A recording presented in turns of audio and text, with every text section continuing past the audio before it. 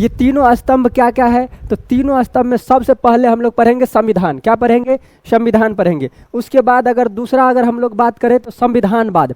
और पहले ही आपको बताए थे ये रिवाइज का क्लास है, तो आपको रिवाइजिंग के क्लास में उतना ज़्यादा हम टाइम नहीं लेंगे, बल्कि एकदम रपेटते चलेंगे, सीधे लेते चलेंगे, जितना दूर उतना स्पीड में हो सकता है उतना स्पीड में। तो चलिए यहाँ पर अगर देखें भारतीय संविधान या इंडियन पॉलिटी के लिए अगर हम देखें तो ये है संविधान। हम लोग बताए थे कि संविधान क्या होता है, उसके बाद संविधानवाद क्या होता है और ये राज्य व्यवस्था क्या होता है। इन तीनों स्तंभ को अगर आप समझ पाते हैं तो समझिए कि आप भी जो है ये पॉलिटिक पर आप भी मास्टर बन चुके हैं, अगर तीनों स्तंभ को आप समझ पाते हैं तो चलिए अभी हम लोग अगर संविधान देखें और ये संविधानवाद, उसको अगर पढ़ने से पहले पॉलिटी पढ़ने से आप और हम कोई भी अगर कहाँ रहते हैं तो हम लोग कहाँ रहते हैं, हम लोग एक बहुत बड़ी समाज में, कोई होता है छोटा सा समाज में, कोई बड़ा सा समाज में, कोई बहुत बड़े समाज में रहते हैं ना।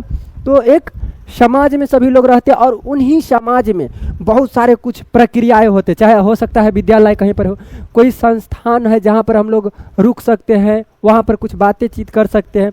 तो उन सभी में कुछ ना कुछ संघर्ष भी होता है। अगर समाज है तो उन समाज में ये नहीं है कि हर एक चीज़ समाज में अच्छा ही हो या हर एक ही बुरा ही है।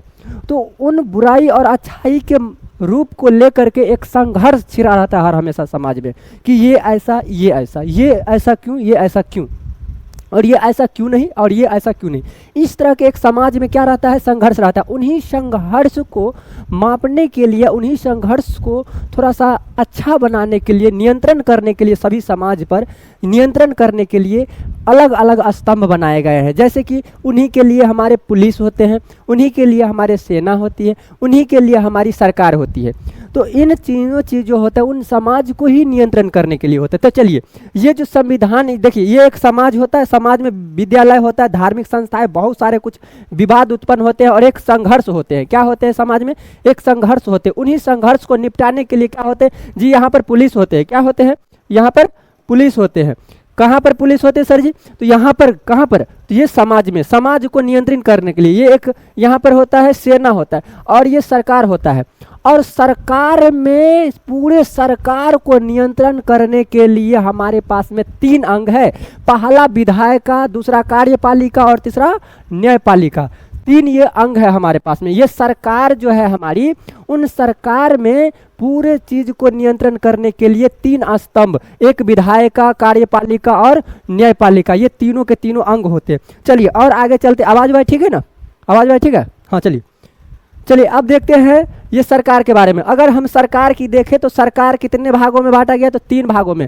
पहला बताएंगे आप, ये विधायिका। क्या है? विधायिका। विधायिका का काम क्या है? विधायिका का यही काम होता है कि कोई भी विधि को वो निर्माण करे, कोई भी विधि को वो बनाए, और जब विधि बनाए तो उसमें राज्यसभा और लोकसभा दोनों होते हैं। तो विधायिका में राज्यसभा और लोकसभा दोनों होते हैं, और विधायिका का काम क्या होता है कि कोई विधि बनाने का, वही होता है। ज़्यादा बात ना करेंगे, रिवाइज का क्लास है।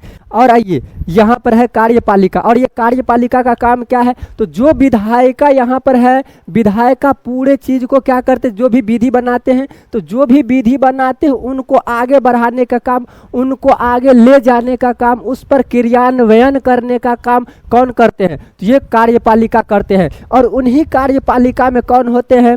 फिर राष्ट्रपति होते हैं, मुख्यमंत्री होते हैं, डीएम होते हैं, एसपी होते हैं, आईएएस होते हैं, आईपीएस होते हैं। उन सभी नियम को आगे बढ़ाने के लिए, उस पर काम करने के लिए, जो ये नियम बनाते हैं उस पर काम करने के लिए कौन होते हैं? तो ये कार्यपालिका। उसी कार्यपालिका में होते हैं कौन? तो ये राष्ट्रपति होते हैं, और ये मुख्यमंत्री होते हैं, और ये डीएम होते हैं, एसपी होते हैं, आईएएस होते हैं, आईपीएस होते हैं। ये सब क्या करते हैं? विधि का ही तो कार्य करते हैं ना।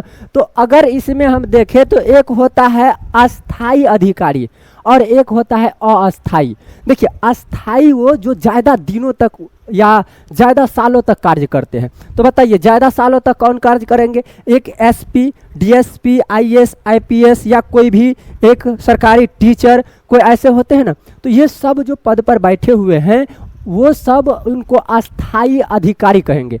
लेकिन जो 5 साल 4 साल 6 साल के अंदर में हट जाते हैं उनको क्या कहते हैं, तो उनको कहते हैं अस्थाई। क्या कहते हैं? अस्थाई। तो ये राष्ट्रपति जो है अस्थाई की कैटेगरी में आते हैं। ये जो है मुख्यमंत्री किस में आते हैं, तो ये अस्थाई की कैटेगरी में आते हैं। और कार्यपालिका का काम क्या होता है, तो जो विधायिका होता है वो शक्ति बनाए, कोई भी विधि बनाए रहते उनको कार्य क्रियान्वयन का काम होता है। अब यहाँ पर है एक तरफ में विधायिका, एक तरफ में है कार्यपालिका। ये विधायिका और कार्यपालिका में फिर से अब मतभेद होगा।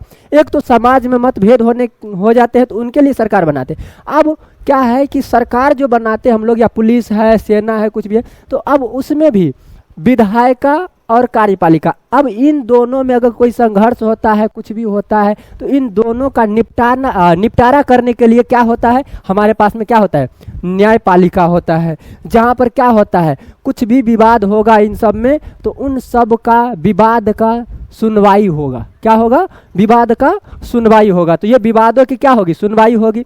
उसमें क्या होगा, याचिका नीति होगी। उसमें जो होता है न्यायपालिका में उच्चतम न्यायालय होता है, उसके बाद उच्च न्यायालय होता है, और अन्य न्यायालय के अंदर ही आते हैं क्या, डिस्ट्रिक्ट कोर्ट, जिनको हम लोग कहते हैं जनपद। क्या बोलते हैं? जनपद न्यायालय कहते हैं। क्या कहते हैं? जनपद न्यायालय। ये जनपद न्यायालय होता है। ठीक है, ये ज्यादा मोटा हो गया ना, खैर कोई नहीं, चलिए। क्या इनको आप समझ पाए हैं?